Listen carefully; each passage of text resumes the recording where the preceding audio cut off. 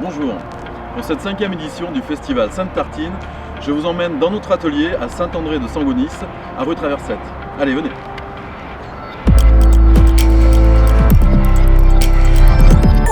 Bonjour Jean-Rémy. Bonjour Stéphane. Bienvenue à rue Traversette. Merci.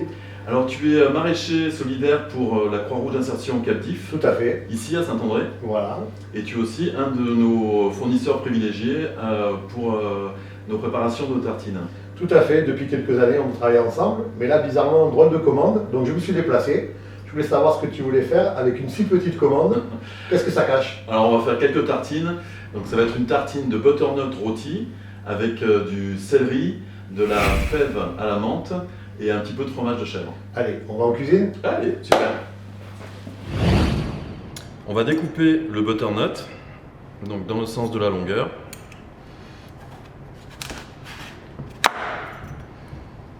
Voilà, donc on a une belle butternut bien orange. On va enlever les pépins que l'on va réserver. Ensuite, on va trancher le butternut donc, au milieu.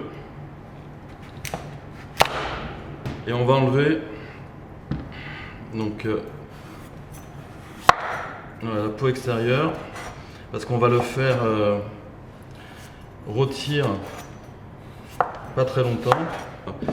Maintenant, avec le butternut, on va couper des tranches pas trop épaisses, un demi-centimètre. Et ensuite, on va les emporte-piécer.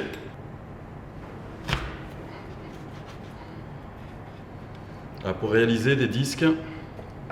Maintenant, on va torréfier les graines de butternut qui ont été préalablement nettoyées et bien séchées avec du papier absorbant.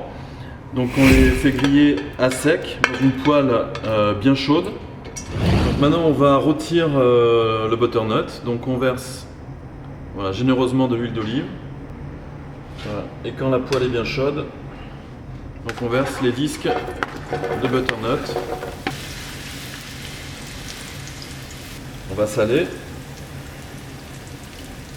Un petit peu de moulin à poivre. On les retourne. Ah, elles ont une jolie couleur. Ouais. On sale sur l'autre face et on couvre. Voilà, ça va accélérer la cuisson.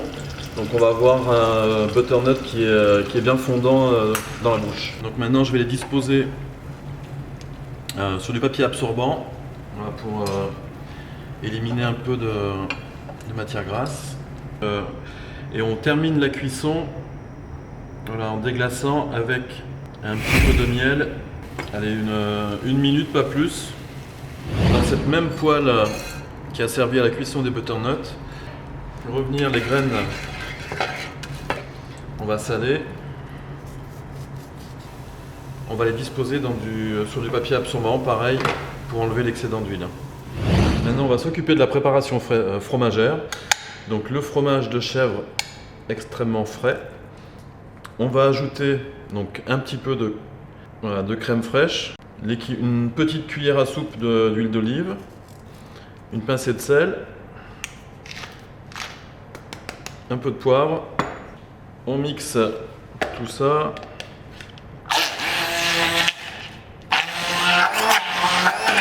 Donc, après avoir bien assaisonné donc, le fromage, on va verser l'équivalent d'une cuillère à café de miel liquide de mon apiculteur avec lequel je travaille en temps normal, donc le Clos des Sentinelles à Viol-le-Fort dans l'Hérault. C'est prêt, on a une belle texture. Donc je prends une branche de céleri.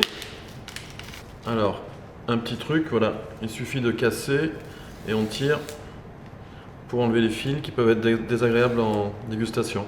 On sépare les feuilles qu'on réserve. Très fin, on passe à la mandoline. Donc voilà, là c'est une branche de céleri. Avec les feuilles de céleri, donc on a réservé, on va réaliser des chips. Voilà, donc bien les laver.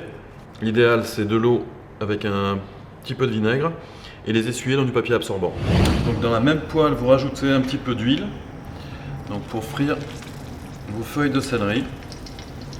Voilà, quand les feuilles sont un peu moins, ont une couleur un peu moins vive, telle que maintenant, voilà, on peut arrêter le feu.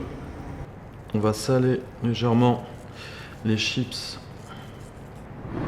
Donc maintenant on va couper le pain. Donc c'est un pain aux noix de la boulangerie H&H à Serras. C'est une boulangerie avec laquelle qui a déjà participé à plusieurs éditions de Sainte-Tartine.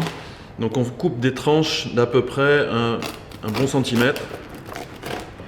On commence à mettre donc un petit peu de préparation fromagère. On va prendre donc notre indispensable fève menthe douce. Maintenant donc le céleri finement haché. Donc on va mettre les disques de butternut, quelques graines de butternut, les chips de feuilles de céleri et on termine en râpant un petit peu de citron noir. Et maintenant, la dégustation.